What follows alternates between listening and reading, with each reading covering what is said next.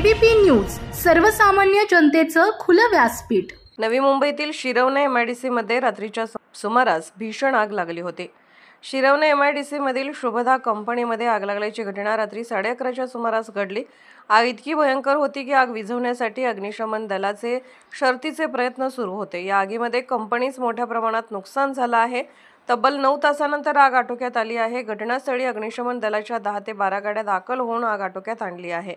प्राथमिक माहितीनुसार आतापर्यंत कोणतीही जीवितहानी नसल्याची माहिती आबासाहेब पाटील, वरिष्ठ पोलीस निरीक्षक तुर्भे, MIDC यांनी सांगितलं। तर प्रत्यक्षदर्शींनी सुद्धा म्हटलं की रात्री लागलेली आग खूप भयंकर होती। परिसरात भीतीचं वातावरण होतं। शुभदा पॉलिमर्स म्हणून शिरवणे MIDC नेरूळ तुर्भे MIDCच्या हद्दीमध्ये एक कंपनी आहे।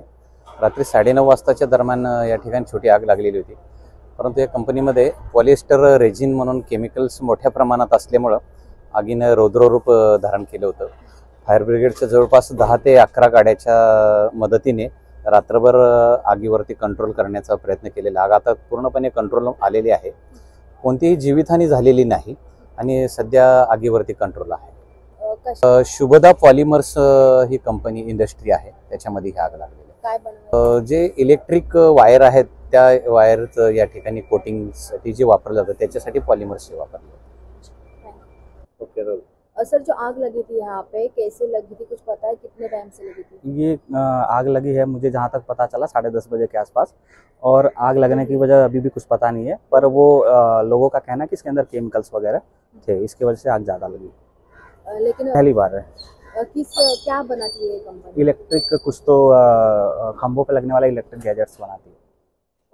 तो कितना कुछ पता है नुकसान होगा? नहीं, नुकसान की भरपाई तो यहाँ पे एरिया कौन सा है? घबराहट था? हाँ, घबराहट तो था। ये नेरूल MIDC एरिया है और अगल बगल ऐसी कुछ बड़ी और भी केमिकल कंपनियां नहीं थी, इसकी वजह से आग पे काबू पाना बहुत फैलने की आशंका कम थी। कितनी घंटे चली होगी आग? मुझे लग रहा है कुछ 6 घंटे के आसपास चली। जी, आपका नाम? साहिल चौहान। गावकरी@gmail.com